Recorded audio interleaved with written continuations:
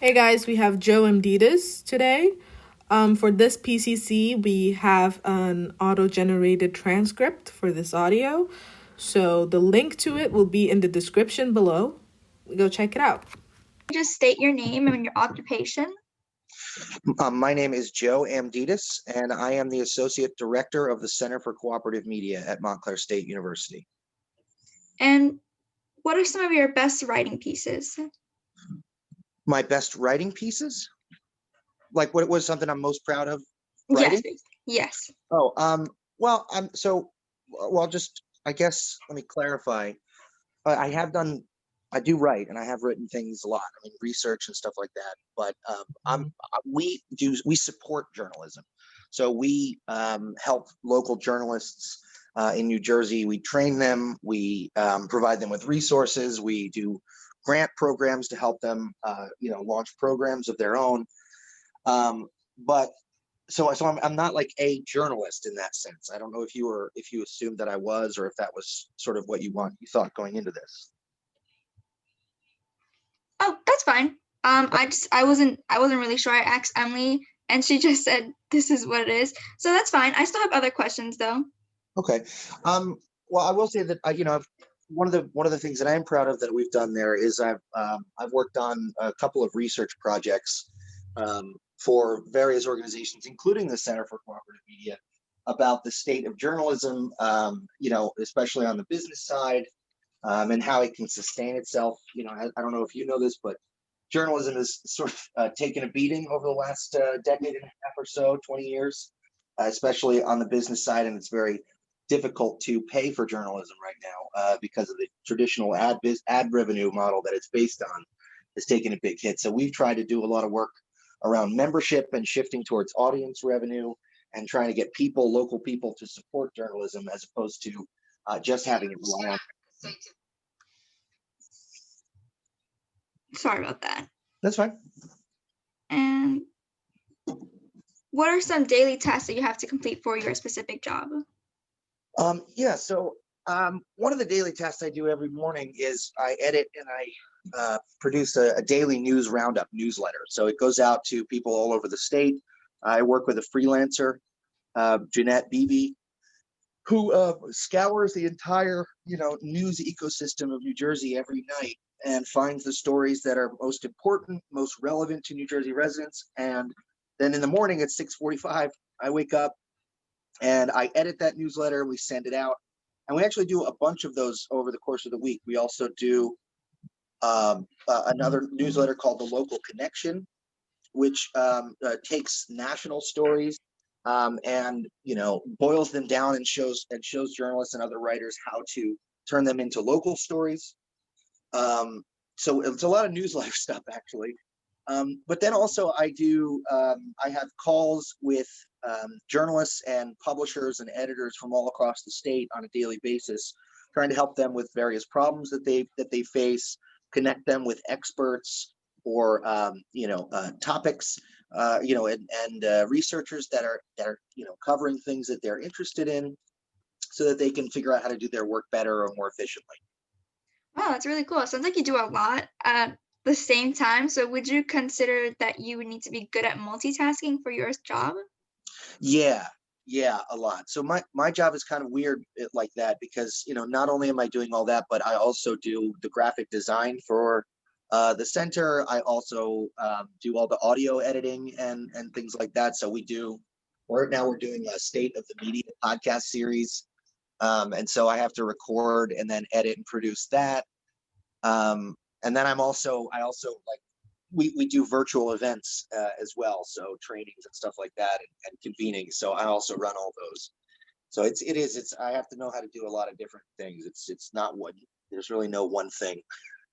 Wow, so I'm guessing it's a job that you all continuously learning.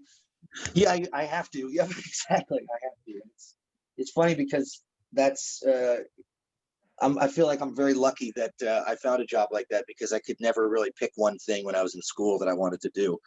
I was always jumping around and bouncing around trying to, getting bored with this or bored with that. Then I'm like, oh God, I need to focus on one thing. I'm never going to be a specialist in one thing. And then it turns out that I found a job that they're like, you need to know 92 different things. Is that cool? I'm like, okay, hey. that sounds great because I know there's a lot of kids out there who don't really know what they want to do and they're kind Yeah, of in a similar situation. So this could be a job for them. That's really great.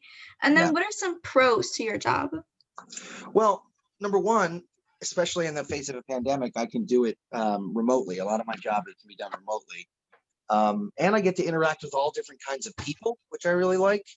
I tend to get along with a lot of different kinds of people, and it's fun to meet new people and hear about their experiences and everything. And I get to work at a university. So I hated school when I was a kid, when I was in high school, but when I got to college, I really fell in love with it. And so I just really like the environment. I like the area, being around smart people, professors, researchers, and stuff. I like learning. And I like the opportunity to because I also guest lecture sometimes for classes. And so I like to be able to talk to students and, see what they're learning, what they know, and hear how they're growing and stuff. Very cool. And then obviously the flip side of it, what's the cons?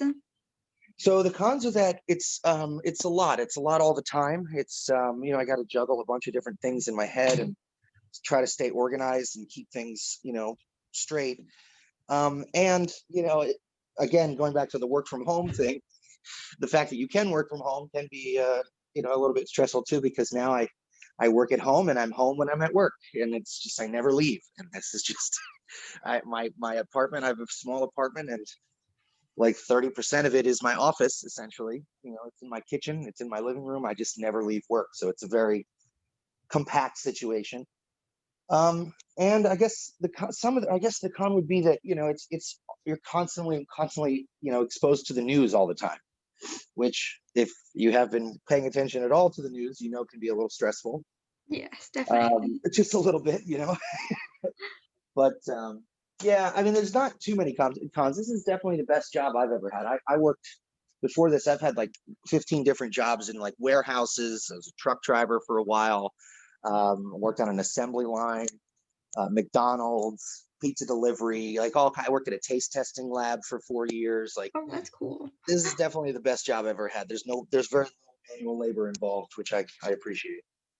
Wow, that's really nice. And is there any sort of required education or schooling if students want to become or do something like this in the future? So I guess yes, on like a technical level, yes. So if you want to help journalists and you want to do journalism, or if you want to make media, no. But if you want to get a job at a university, especially in like at a director role, they do want a bachelor's degree at least, if not a master's degree. And is there a specific major that students should be majoring if they want to do your specific job? Um, I want to say no, because I think part of the reason why I think I've been successful is because I I've had like such a different experience than I think a lot of journalists. You know, I did major. I never studied journalism professionally until I got this job, and then I ended up getting a master's in journalism. But I studied political science and criminal justice at Rutgers. And I focused on a lot of different things. I also went to art school briefly, which has helped me with the graphic design part. But I mean, it does help to understand the world of journalism and media and how it works. But I would say major in something that you're passionate about, and then because there's journalism about everything. You can write about anything. You can report on any subject. So if you are a specialist in a certain subject, um, it'd be much harder for you to learn about a particular subject than it would be to learn how to write well and learn how to cover something. You know what I mean? So if you already know something really passionately, all you have to do is figure out how to write about it, as opposed to knowing how to write and then knowing nothing else about the world or about the various professions, and then trying to learn an entire industry on top of that. So I mean, it would be good to it'd be helpful to understand how journalism works, but I don't think, just like law, I don't think there's any particular subject that you need to study that would be better or worse. That sounds really good for indecisive students like myself out there. Right. And you talked about how you also did graphic design. When you say graphic design, does that mean you edit pictures like to help others, or do you design like a website? So I've designed all the websites that we have. I mean, So I've done the design elements, so like the graphics on them, the logos, things like that. I designed all those. I do a little bit of photo editing and stuff like that. Um, when I went to Rutgers, I was originally accepted to the Mason Gross School of Arts for visual arts because I used to like when I was younger, I used to like make skins and stuff for video games because me and my brother really enjoyed doing that. So we would use like bootleg copies of Photoshop to make like little like in-game tags and stuff like that for like the gaming websites, forums that we were on. And I thought I wanted to do graphic design. And so I learned how to use Photoshop. I learned how to use Illustrator and stuff like that. And then when I got to school, it turned out that I hated art school and transferred to criminal justice. But when I got to the center, we're only like, there were only 2 or 3 people working here. So we needed people to, do all kinds of things. We didn't have a graphic designer. We didn't have a video editor. And because I learned how to do that as a kid, I was able to fill in that role temporarily, and I just kept doing it and got better and better at it. And so now, I'm the guy that they go to turn out a quick, header image for an announcement or a blog post or something. Oh, wow, that's really great. And it sounds like there's a lot of self-improvement and self-learning along the job. Uh-huh. Yep. And I really like how you said, like, it sounds like it's a job for someone who wants to do multiple different things, but there's also the creative side of it. So like if there's any creative students out there who kind of want to get into that, this would be kind of for them. Is that kind of what it was? Yeah. Oh, absolutely. You'd be surprised how much more legit things seem if they have a really nice design or a really nice look to them. You can pass off a lot of trash as like as good stuff, which will give you time to make your trash better. Like you fake it till you make it kind of a thing, which is constantly what it feels like. It really does feel like you're just making it up as I go along, but that creativity is very important because it does make me feel like literally sometimes I'll get an assignment and I have to stop and think like I'm just doing digital arts and crafts right now. This is kind of dope. Like, you know what I mean? It's very hard to be upset when your assignment is, hey, can you make a nice picture for this? I can most definitely relate to the fake it till you make it with the aesthetics part. Right, exactly. And what are some experiences that shaped your career? Well, certainly in terms of my approach to journalism, I was deployed to Iraq for a year.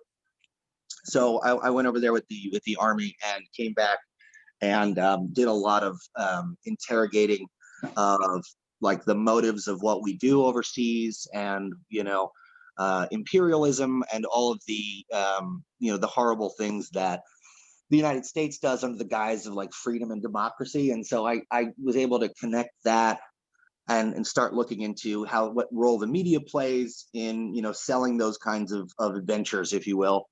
And that really helped shape my approach to money, to power, to capital, to the media, and the way that the sort of political economy works.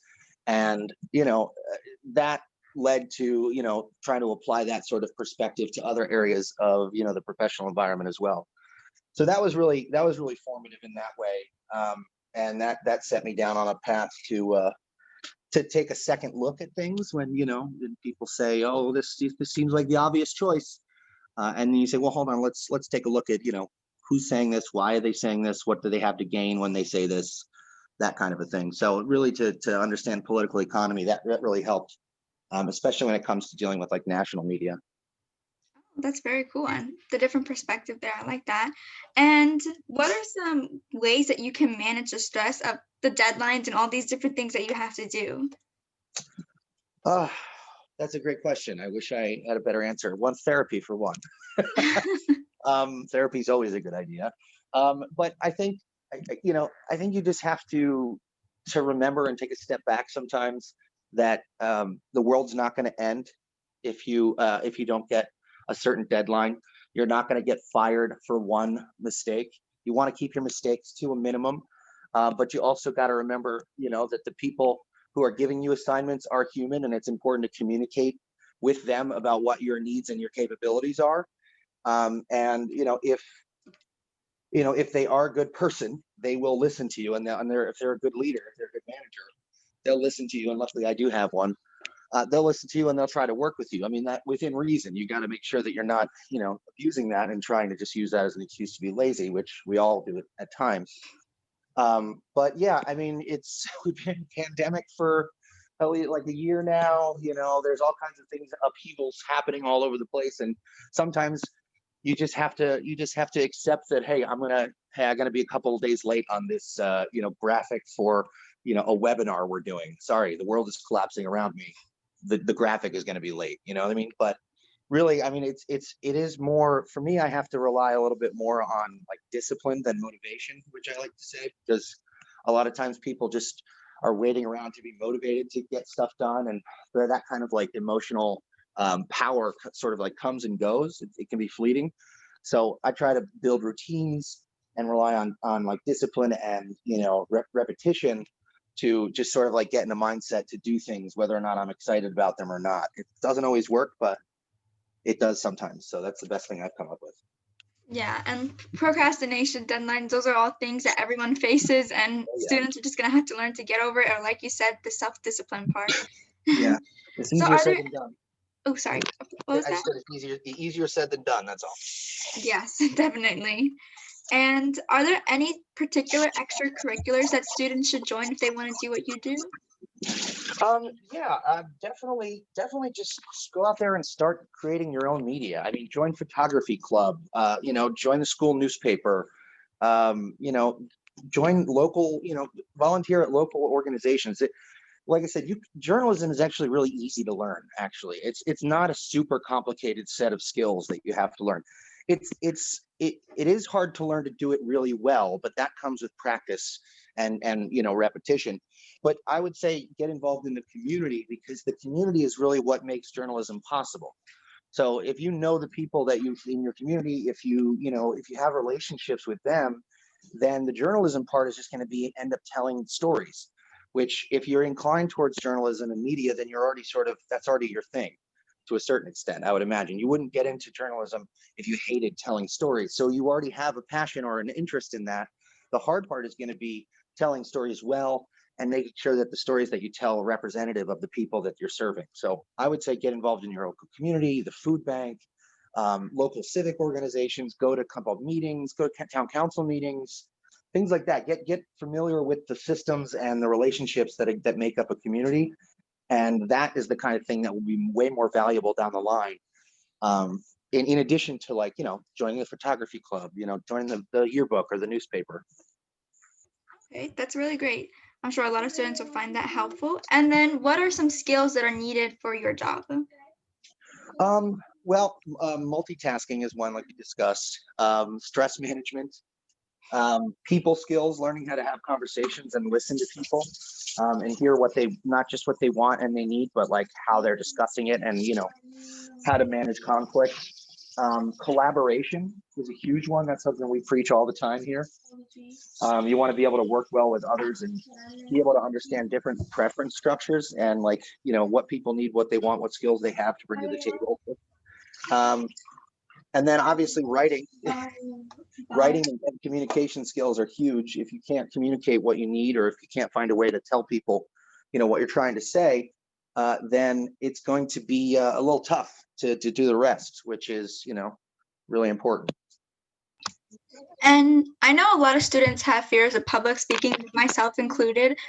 For your job, do you have to speak in front of big crowds, or is there a lot of public speaking involved or anything of that sort? Yeah, well, it used to be anyway, and now the equivalent is like speaking on a large Zoom call. But yeah, I mean, it certainly helps, because then that goes along with like communication skills, because a big part of like the journalism industry, and actually a big part of like most industries now, and it has been anyway for a while, is networking, obviously, which sucks because networking is lame in most cases, and it's like really corny. But part of that is just you have to like go to conferences. You have to like go to conferences and networking events where like industry leaders gather, and you have to be able to speak about the projects that you're working on and the work that your organization does, so that you meet funders, you meet other collaborators and partners, and so they're interested in working with you. It's a little bit more difficult these days because of the pandemic, obviously, but I mean, one of the single most important things when it comes to career advancement is going to conferences and presenting at conferences and being seen and visible and heard in these spaces where you have industry leaders and practitioners who are looking for the people who are the most vocal, who are out front, who are doing the most innovative work, and are able to discuss that in a way that is engaging. It's not boring, but it's, you know, it's practical. So yeah, unfortunately for some of the shy folks like myself, sometimes you have to get up on that stage, and you have to not just get up there, but you have to sort of understand what people hate most about conferences, which is when they're boring and like monotonous.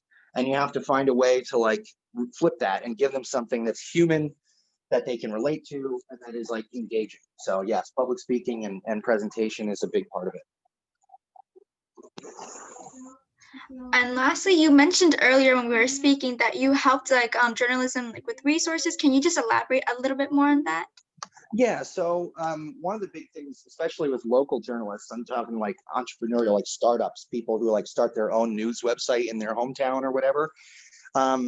There's a lot of times they are former reporters at larger newspapers who are either laid off or got a buyout, and now they want to start their own business, and they're not business people, they're journalists, you know, they're reporters. And so there's so much more that goes into a publication than just writing articles. And that's where we come in. We try to, assess what their skills are, what they're good at, what they're not so good at, what they're not familiar with. And then we try to fill in the gaps. So we connect them with attorneys who can give them legal advice for liability and libel insurance. We help them find graphic designers if they're not good at that. Videographers and video editing. We connect them with photography. With photographers. We work with other publications to find areas where we can share content. So let's say that the NJ Spotlight, the nonprofit newsroom in New Jersey, is writing about the COVID-19 vaccine, right, and the rollout. So these local journalists in Salem County, let's just say, or whatever, they want to also share this information with their readers. But they don't have a health reporter. So what we do is we work with NJ Spotlight to say, hey, would you make your content republishable for free in exchange for, this service or help with this, that kind of thing. So we're doing like that matchmaking stuff, in addition to, connecting them with legal resources and creative resources and stuff like that. And then finally, at a more concrete level or more direct, we will also go to foundations and philanthropies and try to raise money to give out in grants. So we'll say, okay, we went to the Williamson Foundation and we got $40,000 to support education reporting in New Jersey. And then we'll open up and say, education reporters in New Jersey, we're offering 8 $5,000 grants to reporters who want to cover education. Submit an application for free, and we'll give you $5,000 to help you pay for reporting in your community on health or education or whatever it is. So stuff like that. Wow, that's really great, because I feel like when it comes to journalism, for people who are interested but they don't know much, I feel like they would think that, oh, the journalists, they have to do everything themselves. They have to find the story. They have to basically they take on all the struggles of that. But then this cleared it up. Like, there is someone else to help you out there. You're not alone in this. You Right. can have help from others. So I think that was really great, and that's a great big takeaway I took from that, because I'm not too familiar with journalism, so I was under the impression that they had to do everything else. But it's great to know that there's someone there for them. There's someone's going to be helping them out throughout the whole journey. In many cases, that is what it feels like, and you're absolutely right. Hit the nail on the head. That is one of the biggest, most consistent pieces of feedback that we get, especially for brand new journalists, where they start up or they do their own publication, and they're sitting there trying to do everything by themselves all at once. They're a one-person band, and then we come along, and the money is great. $5,000 is great. It's not a game changer. The resources are great. But just the sense of community and the idea that you're right, like, I'm not the only one asking these questions and trying to figure this thing out. I'm not the only one out there reporting, and there are other people who I can rely on as part of the larger community of journalists in the state and elsewhere, that make me feel a little bit more comfortable getting up every day and going and trying to do this work, because I'm not out here by myself. Yes, thank you so much for all the valuable information. There was a lot of good takeaways, and I think a lot of students will be very interested in this. So thank you so much, and that really just concludes all the questions for the interview. Again, I really thank you for all your participation. This was beyond helpful. Awesome. I'm so glad to hear it. Great. Thank you so much. Have a great day. You too. Take care. Thank you. Bye. Bye-bye. Thank you for watching today's Professional Council Conference, or PCC. As always, information about our interviewees are in the description below. Click the link to our website to view some of our transcripts.